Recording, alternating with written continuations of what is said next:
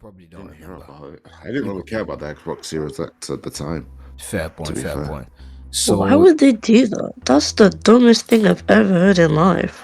listen, Licious, it's so simple, right? I buy the game, £50. I finish the game, and the friend is like, "Bro, have you finished God of War? Sorry, let's just say Gears of War. Hey, have you finished Gears of War 2? Yeah, I have. Great game. Oh, can I borrow it so I can play? Yeah, sure. Bam, there you go. And Sony, Microsoft missing out on an extra $50.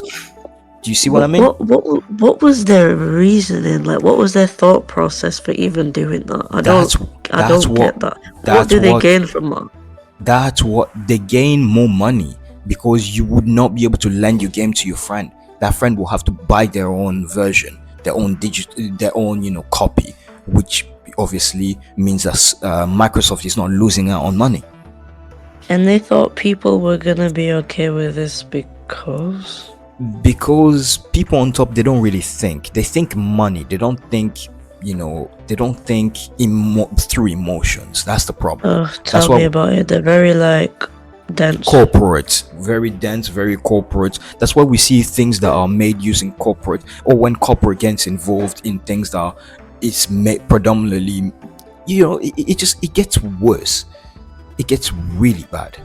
Like, that's why we've been seeing games nowadays only focusing on like microtransaction, battle royale, things that optimize and increases monetization, while not really offering a lot of creativity. A lot of games, like, how do you turn certain games into open world with microtransaction when it's freaking single player? What? Microtransaction on a single player game? Make it make sense. Only happens with phone games. I can't believe it's happening with. Exactly. That's a gacha. Oh, That's a mainline gacha concept. It's only for phone games. Why is it on my console? I don't know. I genuinely don't know. Sony is moving in this direction in order to increase how much sales they make, right? Because they know that if they lock it digitally, one, you will not be able to share with your friend, as I've said before. You won't be able to share with someone else, and they'll be losing out on money, right?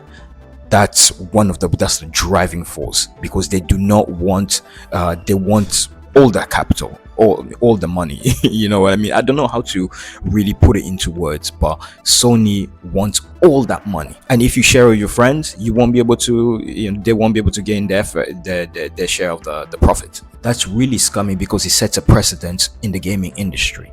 And if unchecked, gaming companies can start implementing something like that, which would be detriment.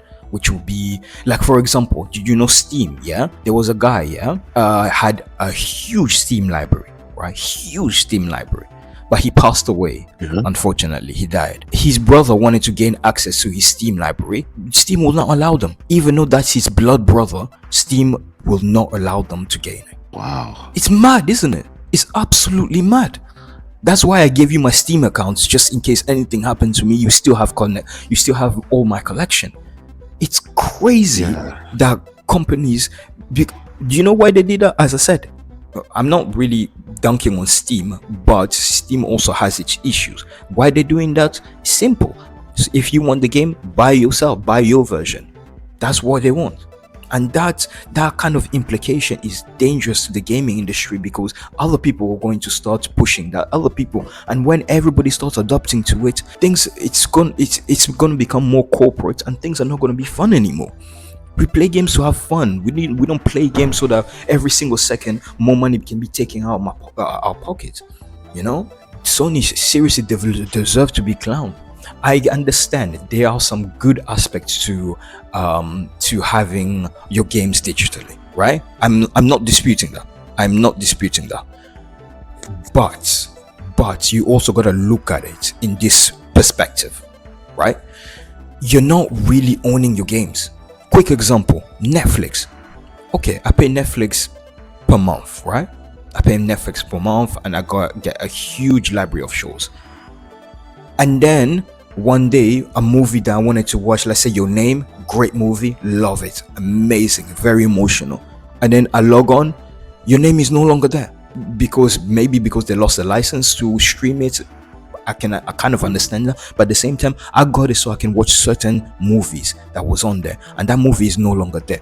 Why should I keep paying for it? Now if I had your name if I had your name physical copy DVD, I can watch it however time I want, and I own the thing. I can even lend it to Licious to watch. I can even lend it to you, Master, to watch. You see what I'm getting at? Yeah, I see what you're getting at. Yeah, Digital assets are not, they are, you don't own it. You don't own it. You're basically paying for the rights to rent it. You're paying for the right to rent it. You're not paying for the right to own it. yeah. Which means that they can That's take it away from you anytime they want. Right? Mahan even said it himself. If buying isn't owning, then pirating isn't stealing. It's crazy how things have. I don't even want to say improved or progressed. They've more like regressed. I buy my games on PlayStation. I buy my game full price on PS4. Okay? I buy my games full price on PS4. Tell me why that I have to be connected to the internet every 15 minutes, otherwise my games are locked. How? Make it make sense. They're my games. I bought it. They may be digital. I bought it. They're in my console. Why are you locking it so that I can be connected to the internet every 15 minutes? That's the PS4 in a nutshell. That's what the PS4 Wait, does. so if you don't have Wi-Fi, you can't play the game? I can't. It's locked. It's locked. Even if you don't have Wi-Fi? Yeah. So you have to be connected to internet every 15 minutes. Otherwise, your digital games are locked. Physical, they're okay. But digital, they're locked. Again, they think in terms of money, profit, maximizing. They do not think in terms of creativity. They do not think in terms of they don't think the same. Their brain cells, they don't function the same as us, and that's why we don't get good games, or we get good games, but then it's riddled with so many bull crap because of their meddling. Because of their meddling. There is a saying, yeah, what's not broken, don't fix it. Yeah, something along those lines. I'm not paraphrasing completely, but what is, if something isn't broken, don't fix it. They in the mind of whether it's whether it's invest, because let's face it, every company is their priorities are always investors, are always increasing sales, increasing profits for the investors and themselves, right? So they're always trying to look for a way to improve that. There is only so much greediness to go around before people start fighting back, right? EA was the perfect example of that, or is the perfect example of that. Great games that could have been amazing, but then what they did with it, atrocious. People want to just have games. They want to just play games. They want to just enjoy games. If a game is really good, trust me, people will support that. I've had a friend, who loved the game so much. Do you know what he did? He bought it on the PlayStation, physical. He bought it again on digital on the PlayStation, and he bought it on Steam. The game is called Nier Automata. Amazing game. I'm sure you know about that. That game is so good. He bought it 3 different times. So trust me when I say that Nier Automata. It's the game, the game you play. Okay, yeah. Yeah, you know that game. Amazing game. I've played it as well on PlayStation. It's so good. So trust me when I say that if a fan wants to support their favorite developer, they will. If a game is good, they will go beyond. They will move heaven and earth. Maestro, your Switch 2. If Nintendo suspect that you've been meddling with it, they will lock your console. So they will literally break your console. You will not be able to use it unless you contact them and then they unbreak it. But you bought it full price. How is you buying something full price that belongs to you? You can do whatever the heck you want with it. You don't need that permission. It's your console.